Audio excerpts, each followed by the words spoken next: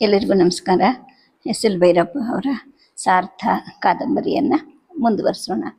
ನಾಗಭಟ್ಟ ತನಗೆ ಸಿದ್ಧಿಸಿದ ಸಿದ್ಧಿಯಿಂದ ಬೇರೊಬ್ಬರ ಮನಸ್ಸನ್ನು ಒಳಹೊಕ್ಕು ಅವರ ಮನಸ್ಸಿನ ವ್ಯಾಪಾರಗಳನ್ನು ತಿಳಿಯೋದಕ್ಕೆ ಶಕ್ತನಾಗ್ತಾನೆ.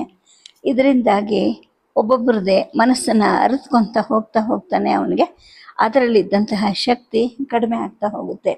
ಮತ್ತೆ ಅದನ್ನು ಪಡಿಬೇಕು ಅಂದರೆ ಧ್ಯಾನದ ಮುಖಾಂತರವೇ ಪಡಿಬೇಕು. ಆದರೆ ಧ್ಯಾನಸ್ಥನಾಗೋದು ಅವನಿಗೆ ಕಠಿಣ ಆಗ್ತಾ ಹೋಗುತ್ತೆ.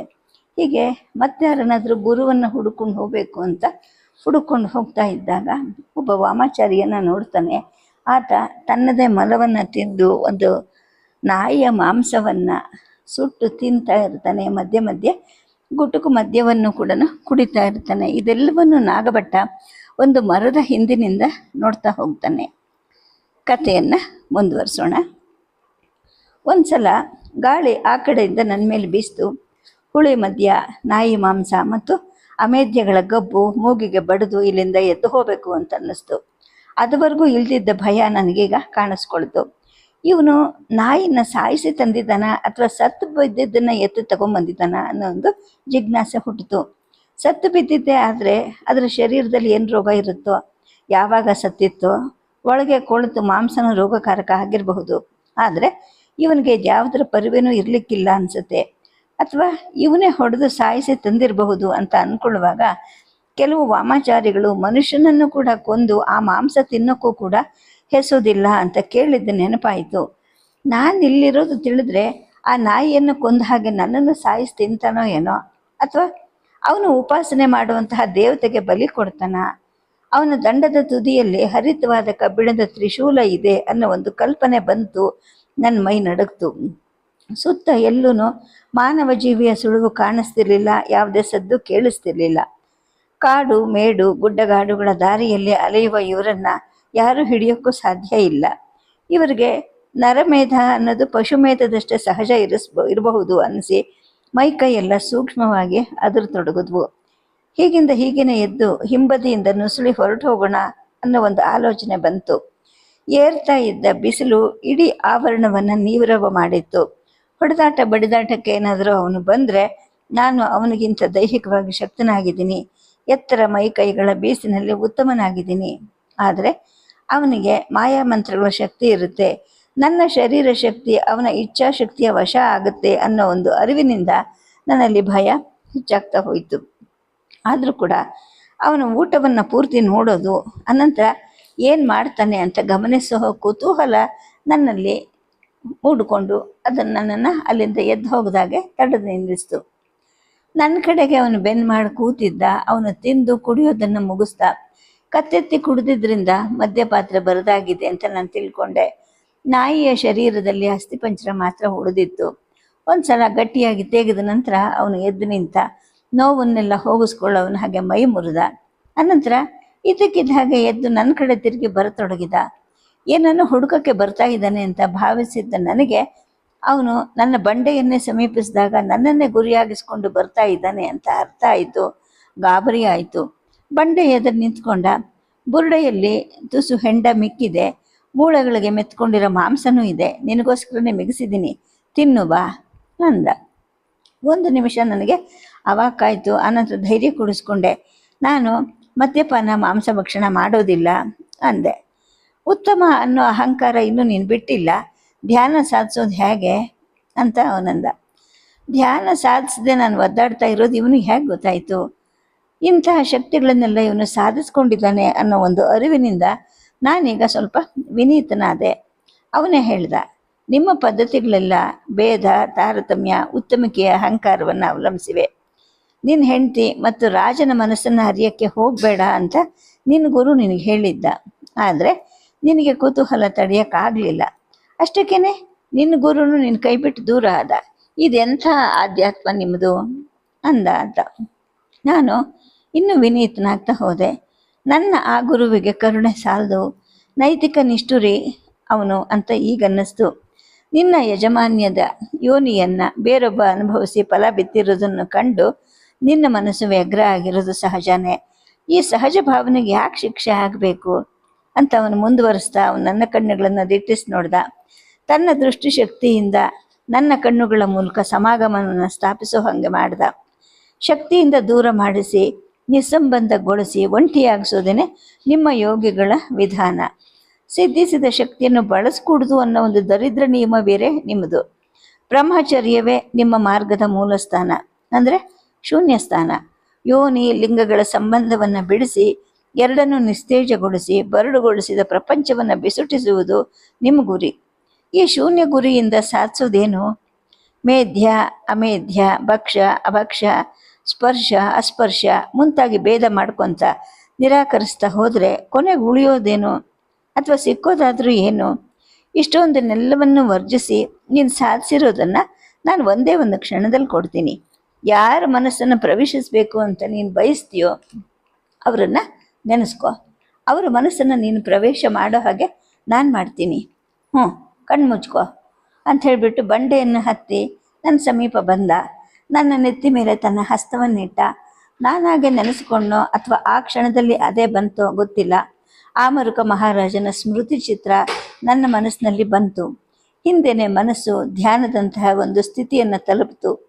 ಹಿಂದೆ ಧ್ಯಾನದಲ್ಲಿ ಆಗ್ತಾ ಇದ್ದ ಹಾಗೆ ನನ್ನ ಮನಸ್ಸು ಉಪ್ಪರಿಗೆ ಮೇಲೆ ಸುಖಾಸನದಲ್ಲಿ ಒಬ್ಬನೇ ಕೂತಿದ್ದ ಮಹಾರಾಜನ ಮನಸ್ಸನ್ನು ಪ್ರವೇಶ ಮಾಡಿತು. ಜಯಸಿಂಹರ ದೌತ್ಯದಲ್ಲಿ ಗುರ್ಜರ ಪ್ರತಿಹಾರ ರಾಜಾದಿರಾಜ ಕಳಿಸಿರೋ ಸಂದೇಶ ಸರಿಯಾದದ್ದೇ ಆಗಿದ್ರೂ ಕೂಡ ರಾಷ್ಟ್ರಕೂಟರು ನನಗೆ ಸಮೀಪದವರು, ನನ್ನ ನಿಷ್ಠೆ ಪ್ರತಿಹಾರದ ಕಡೆಗಿದೆ ಅಂತ ಗೊತ್ತಾಗಿ ಅವರೇನಾದರೂ ದಂಡೆತ್ತಿ ಬಂದರೆ ನನ್ನನ್ನು ನಾನು ಸಂರಕ್ಷಿಸಿಕೊಳ್ಳೋ ಸೈನ್ಯ ಬಲ ಇದೆಯಾ? ನನ್ನದು ಚಿಕ್ಕ ರಾಜ್ಯ. ಸಾರ್ಥದಿಂದ ಹಣ ಸಂಪಾದಿಸಿ ಸೈನ್ಯ ಬಲವನ್ನು ವರ್ಧಿಸಿಕೊಳ್ಳುವಂತಹ ಯೋಜನೆಯಿಂದ ಕಳಿಸಿರೋ ಈ ನಾಗಭಟ್ಟ ಪಂಡಿತ ಎಲ್ಲಿ ಹಾಳಾಗಿ ಹೋದ? ಅವನು ಹಿಂತಿರುಗಿ ಬಂದರೂ ಕೂಡ ತನ್ನ ಹೆಂಡತಿ ಜೊತೆ ಸಂಪರ್ಕ ಬೆಳೆಸಿದ್ದೀನಿ ಅಂತ ನನ್ನಲ್ಲಿ ನಿಷ್ಠೆ ಹಿಡಿದಿರಬಹುದು. ತಪ್ಪು ನನ್ನದು ಖಂಡಿತ ಅಲ್ಲ. ನಾನು ಮಧ್ಯದಲ್ಲಿ ಮೈ ಮರೆತಿದ್ದಾಗ ಕಾಮತೃಷೆಯಿಂದ ಬಳಲ್ತಿದ್ದ ಶಾಲಿನಿನೇ ಮೇಲೆ ಬಿದ್ದು ಪ್ರಚೋದಿಸಿದ್ಲು. ನನಗೆ ಅರಿವಾಗಕ್ಕೆ ಮೊದಲೇ ನನ್ನನ್ನು ಕೂಡಿ ಗರ್ಭಿಣಿಯಾದಳು. ಪಶ್ಚಾತ್ತಾಪದಿಂದ ನಾನು ಅವಳ ಜೀವನ ನಿರ್ವಹಣೆಗೆ ವ್ಯವಸ್ಥೆ ಮಾಡಿಟ್ಟಿದ್ದೀನಿ. ಮತ್ತೆ ಕೂಡಲಿಲ್ಲ, ಮನಸ್ಸನ್ನು ಕೂಡ ಹಾಯಿಸಲಿಲ್ಲ. ಮಿತ್ರ, ನಿನ್ನ ಕೈ ಹಿಡಿದು ಆಣೆ ಮಾಡಿ ಹೇಳ್ತೀನಿ ಕೇಳು ಅಂದರೆ ಅವನು ಒಪ್ಕೋತಾನೆ. ಅಧೀನರಿಗೆ ಒಪ್ಕೊಳ್ಳೋ ಮಾನಸಿಕ ಅಗತ್ಯನೂ ಇರುತ್ತೆ. ಅವಳೊಬ್ಬಳು ಮಹಾಸುಂದರಿ ಅಂತ ನಾನು ಭಾವಿಸಿದ್ದೆ ತಪ್ಪಾಯಿತು. ಬಹಳ ಬೇಗ ಅವಳು ಸ್ಥೂಲಕಾಯಳಾದಳು. ಅನಾವಶ್ಯಕವಾಗಿ ಕಟ್ಟಿಕೊಂಡಂತಹ ಇಡೀ ಬ್ರಾಹ್ಮಣ ಕುಲದ ಅಸಮಾಧಾನವನ್ನು ತೊಡೆಯೋಕ್ಕೆ ನಾನು ಎಷ್ಟು ಕಷ್ಟಪಡಬೇಕಾಯಿತು. ರಾಷ್ಟ್ರಕೂಟರು ದಂಡೆತ್ತಿ ಬಂದರೆ ಅಷ್ಟೇ ವೇಗವಾಗಿ ಪ್ರತಿಹಾರರು ಸಹಾಯಕ ಸೈನ್ಯವನ್ನು ಕಳಿಸ್ತಾರಾ ಅನ್ನೋ ಒಂದು ಲೆಕ್ಕಾಚಾರದಲ್ಲಿ ಅವನ ಮನಸ್ಸು ತೊಡಗಿಬಿಟ್ಟಿತ್ತು. ಈಗ ತಾಂತ್ರಿಕ ತನ್ನ ಹಸ್ತವನ್ನು ಹಿಂತೆಗೆದುಕೊಂಡ. ಕೆಲವೇ ಕ್ಷಣಗಳಲ್ಲಿ ನನ್ನ ಮನಸ್ಸು ಸಾಧಾರಣ ಸ್ಥಿತಿಗೆ ಬಂತು. ನಾನು ಕೂತಿರುವಂತಹ ಬಂಡೆ ಪಕ್ಕದಲ್ಲಿ ನಿಂತಿರೋ ಈ ತಾಂತ್ರಿಕ, ಎದುರಿಗೆ ಕಾಣೋ ಮಂಟಪ ಮತ್ತು ಗಿಡಮರಗಳು ಎಲ್ಲ ಅರಿವಿಗೆ ಬಂದವು. ನಿನಗೆ ಹಸಿವಾಗಿದೆ ಅನಿಸುತ್ತೆ, 8 ಕ್ರೋಶ ನಡಿಬೇಕು, ನನ್ನ ಹತ್ತಿರ ಉಳಿದಿರೋ ಭಕ್ಷ್ಯವನ್ನು ತಿನ್ನು ಅಂತ ನಾನು ನಿನಗೆ ಬಲವಂತ ಮಾಡೋದಿಲ್ಲ ಅಂತ ಹೇಳಿಬಿಟ್ಟು ಅವನು ಮಂಟಪದ ಕಡೆಗೆ ಹೋದ. ಮಧ್ಯದ ಬುರುಡೆಯ ಮುಚ್ಚಳ ಹಾಕಿ ಚೀಲಕ್ಕೆ ಹಾಕ್ಕೊಂಡ. ಉಳಿದ ನೀರನ್ನು ಕುಡಿದು ಆ ಪಾತ್ರೆಯನ್ನು ಅದರಲ್ಲಿ ಸೇರಿಸ್ದ. ಚೀಲವನ್ನು ದಂಡಕ್ಕೆ ಸಿಕ್ಕಿಸಿ ಅದನ್ನು ಎಡಹೆಗಲಿಗೆ ಏರಿಸಿ ಗಿಡಮರಗಳ ನಡುವೆ ನಡೆಯೋಕ್ಕೆ ಶುರು ಮಾಡಿದ. ತುಸು ಹೊತ್ತಾದ ಮೇಲೆ ಎಲ್ಲೋ ಮರೆಯಾಗಿ ಹೋಗ್ದ. ಮನೆ ಕಡೆ ನಡೆಯುವಾಗ ಮನಸ್ಸು ಆ ಮರಕನ ಮೇಲೆ ವ್ಯಗ್ರವಾಗಿತ್ತು. ಮೋಸ ಮಾಡಿ ನನ್ನನ್ನು ಸಾಗ ಹಾಕಿ ಅವಳನ್ನು ಕೂಡಿಕೊಂಡ. ನಾನು ಹಿಂತಿರುಗಿ ಹೋದರೆ ಸಮಾಧಾನ ಪಡಿಸುವಂತಹ ಸುಳ್ಳನ್ನು ಕೂಡ ಅವನು ಸೃಷ್ಟಿಸ್ತಾನೆ. ಅಧೀನರಿಗೆ ಒಪ್ಪಿಕೊಳ್ಳೋ ಮಾನಸಿಕ ಅಗತ್ಯ ಇದೆ ಅಂತ ಹೇಳಿಬಿಟ್ಟು ಪ್ರಭುತಂತ್ರಗಳನ್ನು ಚಿಂತಿಸ್ತಿದ್ದಾನೆ. ಈ ಕೋಪದ ಜೊತೆಗೆ ಈಗ ನಾನು ನಿಜವಾಗ್ಲೂ ಒಂಟಿಯಾದೆ, ದೇಶಹೀನನಾದೆ, ಮಿತ್ರಹೀನನಾದೆ, ಬಂಧುಹೀನನಾದೆ ಅನ್ನೋ ಒಂದು ಭಾವನೆ ನನ್ನಲ್ಲಿ ತುಂಬ್ಕೊತಾ ಹೋಯಿತು. ಹೊತ್ತು ಹೋಲ್ತಾ ಹೋಯಿತು. ಎಷ್ಟೋ ಸಮಯದ ಮೇಲೆ ಮನೆ ತಲುಪಿದೆ. ಊಟ ಮಾಡಿ ಮಲ್ಕೊಂಡೆ. ಸಂಜೆ ಎಲ್ಲೂ ಹೊರಗಡೆ ಹೋಗಲಿಲ್ಲ. ರಾತ್ರಿ ಊಟ ಮಾಡಿ ನಡುರಾತ್ರಿ ಕಳೆದ್ರೂ ಕೂಡ ನಿದ್ದೆ ಇಲ್ಲದೆ ಹೊರಳಾಡ್ತಿದ್ದು. ಬೆಳಗ್ಗೆ ಎದ್ದು ನದಿಯಲ್ಲಿ ಸ್ನಾನ ಮಾಡುವಾಗ ಅನ್ಯ ಮನಸ್ಸನ್ನು ಪ್ರವೇಶಿಸುವಂತಹ ಶಕ್ತಿಯನ್ನು ಪಡ್ಕೊಂಡು ಆಮರಕನ ಒಳಗನ್ನು ಇನ್ನೂ ಶೋಧಿಸಬೇಕು. ಸಾಧನೆಯಿಂದ ಈ ಶಕ್ತಿಯನ್ನು ಮತ್ತೆ ಪಡೀಬೇಕು. ಆದರೆ ಈ ಶಕ್ತಿ ಸಾಧನೆಗೆ ಅಂತ ಪ್ರಯತ್ನಿಸಿದರೆ ಯೋಗ ತೊಡಗೋದಿಲ್ಲ. ಈಗಾಗಲೇ ಅದು ನನ್ನನ್ನು ನಿರಾಕರಿಸಿ ದೂರ ಆಗಿದೆ. ಈ ಕುತೂಹಲವನ್ನು ಹತ್ತಿಕ್ಕಿದ್ದಿದ್ರಿಂದಲೇ ಗುರು ತನ್ನ ಕೃಪೆಯನ್ನು ಹಿಂತೆಗೊಂಡಿದ್ದಾರೆ ಅನ್ನೋದೆಲ್ಲ ನೆನಪಿಗೆ ಬಂತು. ಮತ್ತೆ ಮತ್ತೆ ಅದೇ ಸುಳಿಯಲ್ಲಿ ಸಿಕ್ಕಿ ಸುತ್ತಾ ಇದ್ದೀನಿ ಅನ್ನೋ ಒಂದು ಅನುಭವ ಆಯಿತು. ಅದನ್ನು ತಿಳಿದು ನನಗೇನಾಗಬೇಕು ಅನ್ನೋ ಒಂದು ಉಪೇಕ್ಷೆ ತಾಳಕ್ಕೆ ಎಷ್ಟು ಪ್ರಯತ್ನ ಪಟ್ಟರೂ ಸಾಧ್ಯ ಆಗಲಿಲ್ಲ. ಆ ಸಂಜೆ ಹೊತ್ತಿಗೆ ಸರಿ, ತಾಂತ್ರಿಕನೇ ಸರಿ, ಅನ್ಯ ಮನಃ ಪ್ರವೇಶವನ್ನು ಅಷ್ಟೇ ಪರಿಣಾಮಕಾರಿಯಾಗಿ ಮಾಡಿಸ್ತಾನೆ, ಯಾವ ನಿಷೇಧನೂ ಇಲ್ಲ. ಶಕ್ತಿ ಸಾಧಿಸೋದೇನೆ ಪ್ರಯೋಗಿಸೋಕ್ಕೆ, ಸಿದ್ಧಿಸಿದ ಶಕ್ತಿ ಪ್ರಯೋಗಿಸಬಾರ್ದು ಅನ್ನೋ ಒಂದು ಒಣ ನಿಯಮಗಳನ್ನು ಹಾಕ್ಕೊಳ್ಳೋದ್ರಿಂದ ಏನು ಪ್ರಯೋಜನ ಅನ್ಸಕ್ಕೆ ಶುರುವಾಯಿತು. ಯೋಗ ಆದರೆ ಈ ಕುತೂಹಲನೇ ನಿಷಿದ್ಧ, ಚಿತ್ತಶುದ್ಧಿಗೆ ವಿರುದ್ಧ ಅಂತ ಹೇಳುತ್ತೆ. ಅದರ ಗುರಿನೇ ಅಸಹಜವಾದದ್ದು. ಕುತೂಹಲ, ಅಸೂಯೆ, ಕೋಪ, ತಾಪಗಳು ಇವೆಲ್ಲ ಮಾನವ ಸಹಜ ಪ್ರವೃತ್ತಿಗಳು. ಇವುಗಳನ್ನು ಹತ್ತಿಕ್ಕಿ ಕಾಣದ ಗುರಿಗೆ ನೆಗೆಯೋದ್ರಿಂದ ಏನು ದಕ್ಕೋದಿಲ್ಲ ಅಲ್ವಾ ಅನ್ನೋ ಒಂದು ಸಮರ್ಥನೆ ನನ್ನಲ್ಲಿ ಮೂಡ್ತಾ ಹೋಯಿತು. ತಂತ್ರ ಸಾಧನೆಗೆ ಹೋಗೋದೋ ಬೇಡವೋ ಅಂತ ಒಂದು ವಾರ ಯೋಚನೆ ಮಾಡಿದೆ. ಆ ನಂತರ ಅನ್ನಿಸ್ತು, ಇವನ್ನೆಲ್ಲ ಸಾಧಿಸಿ ಆಗಬೇಕಾಗಿರೋದು ಏನು? ಸೇವಕ ಮಾಡಿಟ್ಟಿದ್ದನ್ನು ಉಂಡುಕೊಂಡು ಸುಮ್ಮನಿರೋದು, ಈ ಊರಲ್ಲೇ ಒಂದು ಹೆಣ್ಣನ್ನು ಹುಡುಕಿ ಮದುವೆ ಆಗೋದು ಮೊದಲಾದ ಎಲ್ಲ ಪರ್ಯಾಯಗಳನ್ನು ಆಲೋಚಿಸ್ತಾ ಹೋದೆ.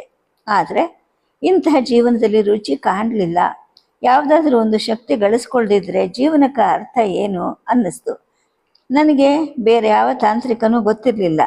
ನದಿ ದಡದಲ್ಲಿ, ಗುಡಿ ಸುತ್ತಮುತ್ತ, ಊರಿನಾಚೆ ತೋಪಲ್ಲಿ ತಂಗುವ ಸಾಧುಗಳಲ್ಲಿ ಕೆಲವರು ತಂತ್ರ ಮಾರ್ಗದವರು ಅಂತ ಹೇಳಿಬಿಟ್ಟು ಅವರ ವೇಷ, ಜಟ, ವಿನ್ಯಾಸಗಳಿಂದಲೇ ಗೊತ್ತಾಗ್ತಾ ಇತ್ತು.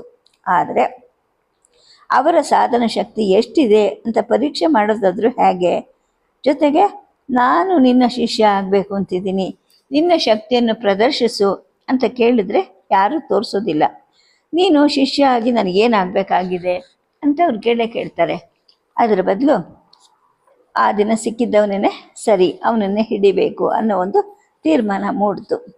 ಅವನು ಎಲ್ಲಿದ್ದಾನೆ ಅಂತ ಕಂಡುಹಿಡಿಯೋದು ಹೇಗೆ? ಒಂದು ರೀತಿಯ ಅಂತ ಪ್ರೇರಣೆ ಆಗ್ತಾ ಹೋಯಿತು ನನಗೆ. ನಗರಕ್ಕೆ 8 ಕ್ರೋಶ ದೂರದಲ್ಲಿ ಆ ದಿನ ಅವನು ಸಂಧಿಸಿದ ಮಂಟಪಕ್ಕೆ ಹೋಗಿ ಕಾದರೆ ಅವನು ಬರ್ತಾನೆ. ನನ್ನ ಮೇಲೆ ವಿಶೇಷ ಅನುಗ್ರಹ ತೋರಿ ಅವನು ತಂತ್ರ ವಿಧಾನದ ಶ್ರೇಷ್ಠತೆಯನ್ನು ವಿವರಿಸ್ತಾನೆ. ಯೋಗದಿಂದ ಲಭಿಸುವಂತಹ ಸಿದ್ಧಿಗಳು ಇದರಿಂದ ಬರುತ್ತವೆ ಅಂತ ಪ್ರದರ್ಶನ ಮಾಡಿ ತೋರಿಸ್ತಾ. ಅಂದರೆ ನನ್ನ ಮೇಲೆ ಅವನ ಕೃಪೆ ಆಗಿದೆ, ನನ್ನ ಮನಸ್ಸು ಹೇಗೆ ಚಿಂತಿಸ್ತಿದೆ ಅನ್ನೋದನ್ನು ಅವನು ಗಮನಿಸ್ತಿದ್ದಾನೆ. ನಾನು ಅಲ್ಲಿಗೆ ಹೋಗಿ ಕಾಯೋದು ಕೂಡ ಅವನಿಗೆ ತಿಳಿಯುತ್ತೆ. ಖಂಡಿತ ಅಲ್ಲಿಗೆ ಬರ್ತಾನೆ, ನನ್ನ ಕೈ ಹಿಡಿತಾನೆ ಅಂತ ನನಗೆ ತೀವ್ರವಾಗಿ ಅನಿಸೋಕ್ಕೆ ಶುರು ಆಯಿತು. ಒಂದು ದಿವಸ ಬೆಳಗ್ಗೆ ಎದ್ದವನೇನೆ ಉಪಹಾರ ಮುಗಿಸ್ದೆ, ನಡೆದು ಹೋದೆ. ಅದೇ ಮಂಟಪ ಒಂಟಿಯಾಗಿ ನಿಂತಿತ್ತಲ್ಲಿ. ಅವನು ಆ ದಿನ ಉರಿಸಿದ ಕಟ್ಟಿಗೆ ಬೂದಿ ಅಲ್ಲೇ ಇತ್ತು. ಆದರೆ ನಾಯಿಯ ಅಸ್ಥಿಪಂಜರ ಅಲ್ಲಿ ಇರಲಿಲ್ಲ. ಸುತ್ತ ತಿರುಗಾಡಿ ನೋಡಿದೆ. 50 ಹೆಜ್ಜೆ ದೂರದಲ್ಲಿ ಬಿದ್ದಿತ್ತು ಯಾವುದೋ ಒಂದು ಪ್ರಾಣಿ. ಅದರಲ್ಲಿ ಮೆತ್ತೆ ಉಳಿದಿದ್ದ ಮಾಂಸವನ್ನು ಕಿತ್ತು ತಿಂತ ಅಷ್ಟು ದೂರ ಎಳ್ಕೊಂಡು ಹೋಗಿ ಬಿಸಾಕಿರೋದು ಸ್ಪಷ್ಟವಾಗಿ ಕಾಣಿಸ್ತಿತ್ತು. ಅವನು ಆ ದಿನ ಮಾಡಿದ ಕೆಲಸಗಳೆಲ್ಲ ನೆನಪಿಗೆ ಬಂದವು. ಸ್ವಮಲವನ್ನು ತಿಂದಿದ್ದ, ಮದ್ಯಪಾನ, ನಾಯಿ ಮಾಂಸ ಭಕ್ಷಣ, ಇನ್ನೂ ಏನೇನಿದೆಯೋ. ನಾನು ಇವುಗಳನ್ನು ಮಾಡೋಕ್ಕೆ ಸಾಧ್ಯನಾ? ನಾನು ಯಾಕೆ ಇಲ್ಲಿಗೆ ಬಂದೆ ಅನ್ನಿಸ್ತು. ಆದರೆ ಉತ್ತಮ ಅಧಮ ಅನ್ನೋ ಭೇದ ಭಾವವೆಲ್ಲ ಅಹಂಕಾರ ರೂಪವಾದದ್ದು ಅಂತ ಅವನು ಹೇಳಿದ ನೆನಪಾಯಿತು.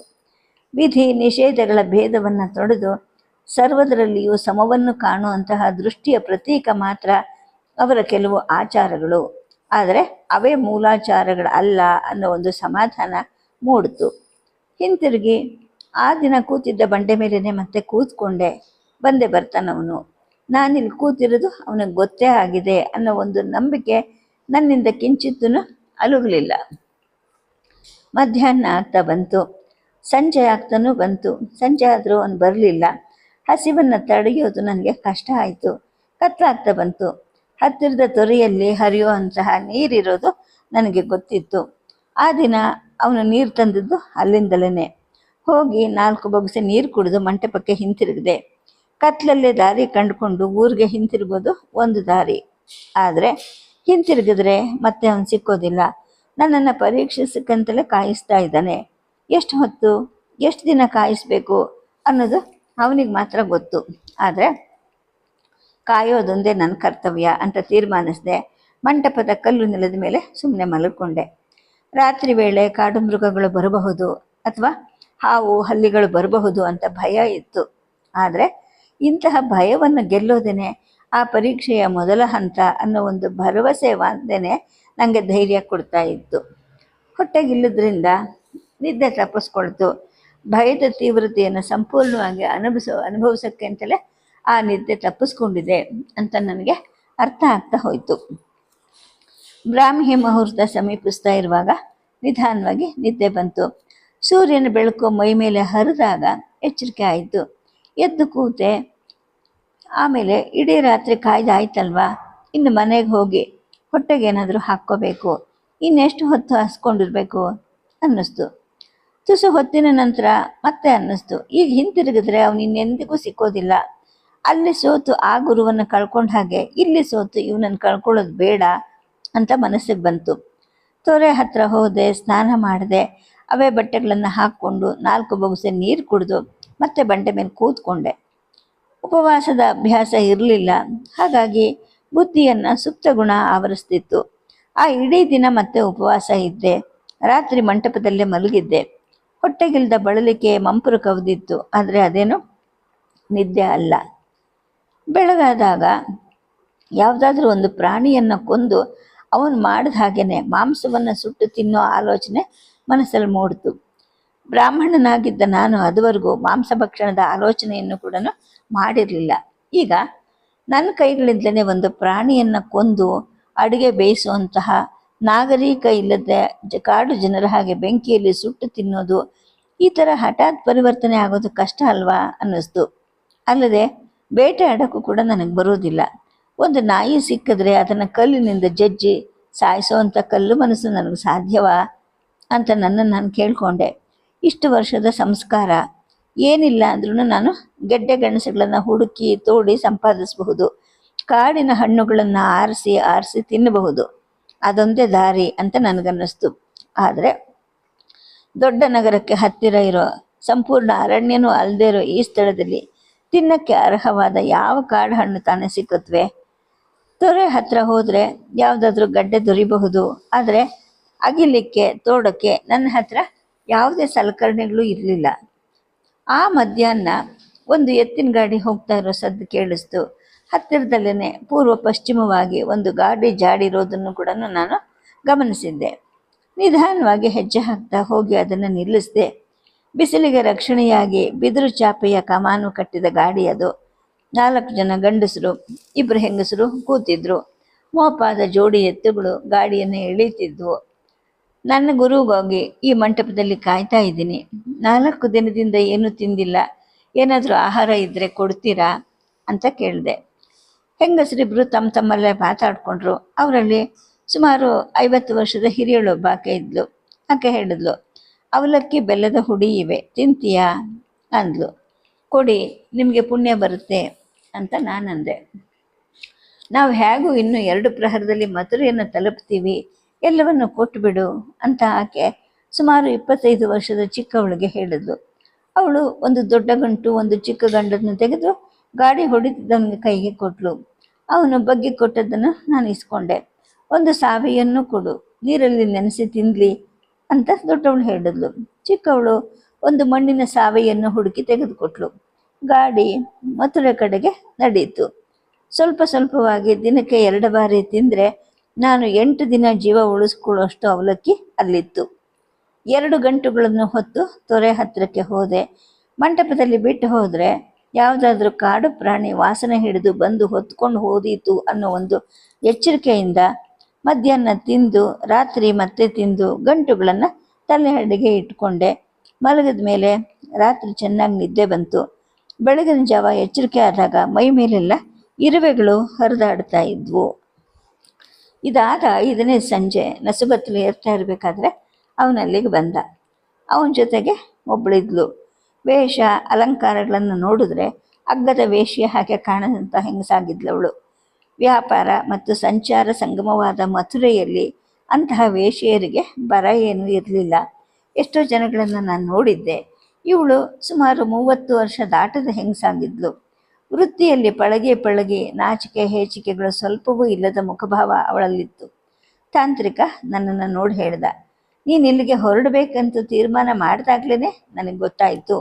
ನಿನ್ನ ನಿಷ್ಠೆಗೆ ಮೆಚ್ಚಿಕೊಂಡೇನೆ ನಾನು ಇಲ್ಲಿಗೆ ಬಂದಿದ್ದೀನಿ.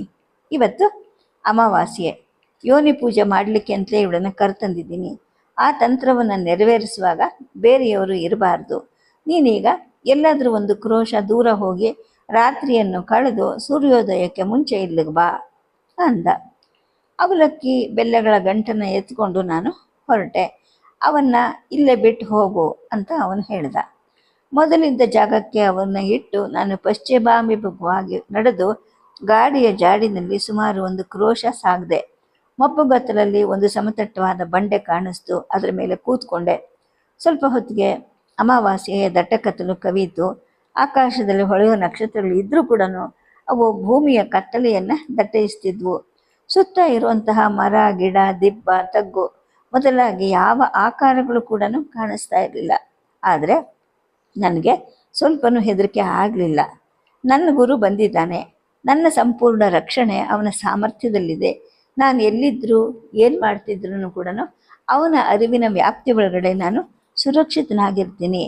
ವನ್ಯಮೃಗಗಳಾಗಲಿ, ದೆವ್ವ ಪೀಡೆಗಳಾಗಲಿ, ಪಿಶಾಚಿಗಳಾಗಲಿ ನನ್ನನ್ನು ಏನೂ ಮಾಡೋದಿಲ್ಲ. ಮಾಡೋಕ್ಕೆ ಅವುಗಳಿಗೆ ಶಕ್ತಿನೂ ಇರೋದಿಲ್ಲ ಅನ್ನೋ ಒಂದು ಭಾವದಲ್ಲಿ ನಾನು ತುಂಬಿದ್ದೆ. ಯೋನಿ ಪೂಜೆ ಬಗ್ಗೆ ಅಸ್ಪಷ್ಟವಾಗಿ ಕೇಳಿ ತಿಳಿದಿದ್ದೆ. ಶಕ್ತಿಯನ್ನು ಆರಾಧಿಸಿ ಆಹ್ವಾನಿಸಿಕೊಳ್ಳುವಂತಹ ಒಂದು ಕ್ರಿಯೆ. ಮೈಥುನನು ಅದರ ಒಂದು ಅಂಗ ಅನ್ನೋದು ನಮಗೆ ಸ್ವಲ್ಪ ಮಟ್ಟಿಗೆ ಗೊತ್ತಿತ್ತು. ಆದ್ದರಿಂದ ಅಲ್ಲಿ ಅವನೇನು ಮಾಡ್ತಾ ಇರ್ತಾನೆ ಅನ್ನೋ ಬಗೆಗೆ ನನಗೆ ಕುತೂಹಲ ಆಗಲಿ ಕಲ್ಪನೆ ಆಗಲಿ ಇರಲಿಲ್ಲ. ಹಾಗೆ ಉಂಟಾಗಿದ್ದರೆ ಅದು ಅವನಿಗೆ ತಿಳಿದು ನನ್ನನ್ನು ಶಿಕ್ಷಿಸ್ತಾನೆ ಅನ್ನೋ ಭಯನೂ ನನ್ನಲ್ಲಿ ತುಂಬಿತ್ತು. ಸ್ವಲ್ಪ ಹೊತ್ತಲ್ಲಿ ನಿದ್ದೆ ಹತ್ತಿತು. ಗಾಢವಾದ ನಿದ್ದೆ ಅದು. ಅಷ್ಟು ಹಗಲು ರಾತ್ರಿಗಳಿಲ್ಲದಂತಹ ಅನಿಶ್ಚಿತತೆ, ಆತಂಕಗಳು ಕಳೆದವು. ಗುರು ಬಂದು ನನ್ನನ್ನು ಸ್ವೀಕರಿಸ್ತಾ ಇದ್ದಾನೆ ಅನ್ನೋ ಒಂದು ಕ್ಷೇಮ ಭಾವದ ನಿದ್ರೆ ತುಂಬಿಬಿಟ್ಟಿತ್ತು. ಎಚ್ಚರಿಕೆ ಆದಾಗ ಪೂರ್ವ ದಿಕ್ಕಲ್ಲಿ ಅಸ್ಪಷ್ಟವಾಗಿ ಬೆಳಪಿನ ವಲಯ ಮೂಡಿತ್ತು. ಹಕ್ಕಿ ಪಕ್ಷಿಗಳು ಮಿದುವಾಗಿ ವಿರಳವಾಗಿ ಇಂಚರಗೈತಾ ಇದ್ವು. ನಾನು ಎದ್ದು ಮೈ ಮುರಿದು ಮಂಟಪದ ಕಡೆಗೆ ನಡೆದು ಬರುವ ಹೊತ್ತಿಗೆ ಗಿಡ, ಮರ, ನೆಲೆಗಳು ನಿಧಾನವಾಗಿ ಆಕಾರವನ್ನು ತಾಳ್ತಾ ಇದ್ವು. ಅವಳು ಮಂಟಪದ ಕಲ್ಲು ನೆಲದ ಮೇಲೆ ಬಿಲ್ಲಿನ ಆಕೃತಿಯಲ್ಲಿ ತನ್ನ ನಗ್ನ ಶರೀರ, ಕಾಲು, ಕೈಗಳನ್ನು ಬಾಗಿಸಿ ಮಗ್ಗಲು ಮಲಗಿ ನಿದ್ರಿಸ್ತಿದ್ಲು. ಮಲಗುವಾಗ ತಾನು ಹುಟ್ಟಿದ್ದ ಸೀರೆಯನ್ನು ಹೊದ್ಕೊಂಡಿದ್ಲು. ಈಗ ಅದು ನಿದ್ದೆಯ ಹೊರಳಾಟದಲ್ಲಿ ನೆಲದ ಮೇಲೆ ಅರೆ ಸುರುಳಿಯಾಗಿ ಬಿದ್ದಿತ್ತು. ಅವಳ ಹಣೆಯಲ್ಲಿ ದಪ್ಪ ಆಕೃತಿಯಲ್ಲಿ ಕುಂಕುಮ ಮೆತ್ತುಕೊಂಡಿತ್ತು. ಸ್ತನ ಮತ್ತು ಕೇಶಭರಿತ ಯೋನಿ ಪ್ರದೇಶದಲ್ಲಿ ತೇಯ್ದ ಶ್ರೀಗಂಧ ಮೆತ್ತಿ ಒಣಗಿತ್ತು. ಮಂಡಿ, ಮೊಣಕೈಗಳಿಗೆಲ್ಲ ಶ್ರೀಗಂಧದ ಪಟ್ಟಿಗಳಿದ್ವು. ಮುಡಿಗೆ ಬೆಂಕಿಯಂತೆ ಕಾಣುವಂತಹ ಮುತ್ತುಗದ ಹೂವಿನ ಗೊಂಚಲಿತ್ತು. ಪಕ್ಕದಲ್ಲಿ ನಗ್ನನಾಗಿ ವೀರಾಸನದಲ್ಲಿ ಕೂತ ಅವನು ಕಣ್ಣು ಮುಚ್ಚಿ ಧ್ಯಾನದಲ್ಲಿ ಲೀನನಾಗಿದ್ದ. ಅವನ ಎದೆ, ಹಣೆ, ಜನನೇಂದ್ರಿಯಗಳಿಗೆಲ್ಲ ಕುಂಕುಮದ ಲೇಪ ಆಗಿತ್ತು. ನಾನು ಅಲ್ಲಿ ನಿಲ್ಲಬಹುದೋ, ತುಂಬ ಮೊದಲೇ ಬಂದುಬಿಟ್ನಾ ಅನ್ನೋ ಒಂದು ಅನುಮಾನ ಉಂಟಾಯಿತು. ಈಗ ಅರುಣೋದಯ ಆಗ್ತಾ ಇತ್ತು. ಅಂದರೆ ಅವನು ಹೇಳಿದ್ದಕ್ಕಿಂತ ತೀರಾ ಮೊದಲೇ ನಾನು ಬಂದಿಲ್ಲ ಅನ್ನೋದು ಮನಸ್ಸಿಗೆ ಖಚಿತ ಆಯಿತು.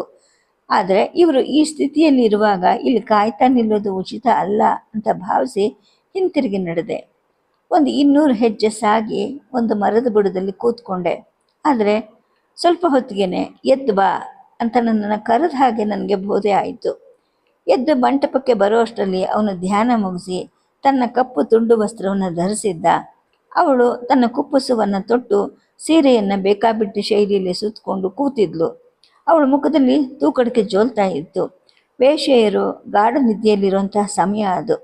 ಇವಳನ್ನು ಮತ್ತುಲಿಗೆ ಹತ್ತಿರವಾಗಿ ತಲುಪಿಸ್ಬಿಟ್ಟು ಬಾ, ಇವಳಿಗೆ ಸಲ್ಲಬೇಕಾದಂತಹ ಶುಲ್ಕ ಸಂದಾಯ ಆಗಿದೆ ಅಂತ ಗುರು ನನಗೆ ಆಜ್ಞೆ ಮಾಡಿದ. ನಾನು ಈಗ ಸಂಪೂರ್ಣವಾಗಿ ಅವನ ಶಿಷ್ಯನಾದೆ. ಅವನು ಆತುರದ ಬಲವಂತ ಏನೂ ಮಾಡಲಿಲ್ಲವಾದರೂ ಕೂಡ ಕ್ರಮೇಣವಾಗಿ ಮದ್ಯ, ಮಾಂಸ, ಮತ್ಸ್ಯ, ಮೂತ್ರಗಳನ್ನು ಸಾಂಕೇತಿಕವಾಗಿ ಮಾತ್ರವಲ್ಲದೆ ಜೀವನ ವಿಧಾನವಾಗಿ ಅಳವಡಿಸ್ಕೊಂಡೆ. ಕೊನೆಯದಾಗದ ಮೈಥುನವನ್ನು ಅನುಷ್ಠಾನ ಮಾಡೋಕ್ಕೆ ಗುರುವಿನ ಅನುಮತಿ ದೊರೆತಿರಲಿಲ್ಲ. ನನಗೆ ಯಾವುದರಲ್ಲೂ ಆತುರನೂ ಇರಲಿಲ್ಲ. ಗುರುಗೆ ನನ್ನ ಮೇಲೆ ಕೃಪೆ ಇರೋದ್ರಿಂದ ನಾನು ಯಾವ ಹಂತದಲ್ಲಿ ಯಾವುದನ್ನು ಅನುಷ್ಠಿಸಬೇಕು ಅನ್ನೋದು ಅದನ್ನು ತೀರ್ಮಾನ ಮಾಡೋದು ಕೂಡ ಅವ್ರಿಗೆ ಬಿಟ್ಟಿದ್ದು ಅಂತ ನಾನು ಸುಮ್ಮನಿದ್ದೆ. ನಾವು ಇಷ್ಟೊತ್ತಿಗಾಗಲೇ ಮಥುರೆಯನ್ನು ಬಿಟ್ಟೇ 2 ವರ್ಷಗಳು ಕಳೆದಿದ್ವು. ಯಮುನಾ ತೀರದಿಂದ ಗಂಗಾ ತೀರಕ್ಕೆ ಬಂದ್ವಿ. ಅಲ್ಲಿಂದ ಸರಯೂ ನದಿ ತೀರದಲ್ಲಿ ಸಂಚರಿಸಿ ಗಂಡಕ್ಕಿ ಸಮೀಪಕ್ಕೆ ಬಂದ್ವಿ. ಎಲ್ಲೆಲ್ಲಿ ಹೋದರೂ ಕೂಡ ನಮ್ಮ ಜೀವನ ವಿಧಾನ ಒಂದೇ ಆಗಿತ್ತು. ಬೇಟೆ ಆಡ್ತಾ ಇದ್ವಿ, ಮಾಂಸ ತಿಂತಿದ್ವಿ, ನಾವೇ ಗಿಡಗಳಿಗೆ ಕಟ್ಟಿ ಇಳಿಸಿದ ಹೆಂಡ ಕುಡಿತಿದ್ವಿ. ರೋಗ ರುಜಿನ ಶತ್ರು ಮಾಡಿಸಿದ ಮಾಟ ಮದ್ದುಗಳ ನಿವಾರಣೆಗೆ ಮಾಯ ಮಂತ್ರಗಳನ್ನು ಮಾಡಿಕೊಟ್ಟಿದ್ದಕ್ಕೆ ಫಲಾನುಭವಿಗಳು ಕೊಡ್ತಿದ್ದಂತಹ ಹಣ ಅಥವಾ ದಿನಸಿ ಧಾನ್ಯ ಮಾಂಸ ಮದ್ಯಗಳನ್ನು ಪಡಿತಿದ್ವಿ. ನಮ್ಮನ್ನು ಕಂಡ್ರೆ ಜನ ಹೆದರ್ತಾನೂ ಇದ್ರು. ಯಾರ ಮುಖವನ್ನು ದಿಟ್ಟಿಸಿ ನೋಡಿದ್ರು ಕೂಡ ಅವನ ಮನಸ್ಸು, ಅವನ ಶತ್ರುಗಳು, ಮಿತ್ರರು, ಸತಿ ಸುತರ ವಿವರಗಳನ್ನು ಹೇಳುವಂತಹ ಶಕ್ತಿ ನನ್ನ ಗುರುಗಿತ್ತು. ಅಷ್ಟು ಸಾಕಾಗಿತ್ತು ಜನಕ್ಕೆ ಭಯಭಕ್ತಿಗಳನ್ನು ಗಳಿಸ್ಕೊಳ್ಳೋಕ್ಕೆ. ಹಾಗಂತ ನಮ್ಮ ಗುರುವಿಗೆ ದುರಾಶೆ ಇರಲಿಲ್ಲ. ಹಾಗೆ ಸಂಗ್ರಹ ಬುದ್ಧಿ ಕೂಡ ಕಿಂಚಿತ್ತೂ ಇರಲಿಲ್ಲ. ಸಮಯ ಸಿಕ್ಕಿದಾಗಲೆಲ್ಲ ಅವನು ನನ್ನನ್ನು ಧ್ಯಾನದಲ್ಲಿ ತೊಡಗಿಸ್ತಿದ್ದ. ತಾನೇ ನನ್ನ ಎದುರುಗಡೆ ನಿಂತುಕೊಂಡು ನೆತ್ತಿಯ ಬ್ರಹ್ಮದ ರಂಧ್ರವನ್ನು ಸ್ಪರ್ಶಿಸಿ ಧ್ಯಾನಕ್ಕೆ ತೊಡಗೋಕ್ಕೆ ಸಹಾಯ ಮಾಡ್ತಿದ್ದ. ತುಸು ಮದ್ಯ ಅಥವಾ ಹೊಗೆ ಸೇವನೆಯ ಸಹಾಯ ಇದ್ದರೆ ಸಾಕು, ತನಗೆ ತಾನೇ ಧ್ಯಾನ ತೊಡಗ್ತಾ ಇತ್ತು. ಧ್ಯಾನದ ಜೊತೆ ಬರೋ ಎಲ್ಲ ವಿಧವಾದ ಶಕ್ತಿಯನ್ನು ಅವನ ಮಾರ್ಗ ಸ್ವೀಕರಿಸ್ತಿತ್ತು. ಆ ಶಕ್ತಿಗಳಿಗಾಗೇನೆ ಧ್ಯಾನ ಮಾಡೋದು ಅಂತ ಅವನು ಪ್ರತಿಪಾದಿಸ್ತಿದ್ದ. ಹೀಗಾಗಿ ಅನ್ಯ ಮನಃ ಪ್ರವೇಶ ಅನ್ನೋದು ನನಗೆ ಲೀಲಾಜಾಲವಾಗಿ ಸಿದ್ಧಿಸ್ತು. ಈ ಶಕ್ತಿಯನ್ನು ಪ್ರಯೋಗಿಸಿದ್ರೆ ಯಾವ ತಪ್ಪು ಇಲ್ಲ, ಆದರೆ ಪ್ರಯೋಗಿಸಿದಷ್ಟು ಅದು ವ್ಯಯ ಆಗತ್ತೆ. ಸುಮ್ಮನೆ ಯಾಕೆ ವ್ಯಯ ಮಾಡಬೇಕು? ವಿವೇಕಿ ಆದವನು ಯಾವತ್ತು ವ್ಯಯಕ್ಕಿಂತ ತನ್ನ ಆದಾಯವನ್ನು ಹೆಚ್ಚಾಗಿ ಇಟ್ಕೊಂಡಿರ್ತಾನೆ ಅನ್ನೋ ಒಂದು ಹಿತವನ್ನು ಆತ ಹೇಳ್ತಾ ಇದ್ದ. ಧ್ಯಾನ ಸುಲಭವಾಗಿ ಸಾಧಿಸೋಕ್ಕೆ ಪ್ರತಿದಿನವೂ ಕೆಲವು ಆಸನ ಮತ್ತು ಪ್ರಾಣಾಯಾಮಗಳ ಅಭ್ಯಾಸವನ್ನು ಕೂಡ ಆತ ನನಗೆ ಮಾಡಿಸ್ತಾ ಇದ್ದ. ಸದ್ಯಕ್ಕೆ ಕಥೆಯನ್ನು ನಿಲ್ಲಿಸಿರ್ತೀನಿ. ನಮಸ್ಕಾರ.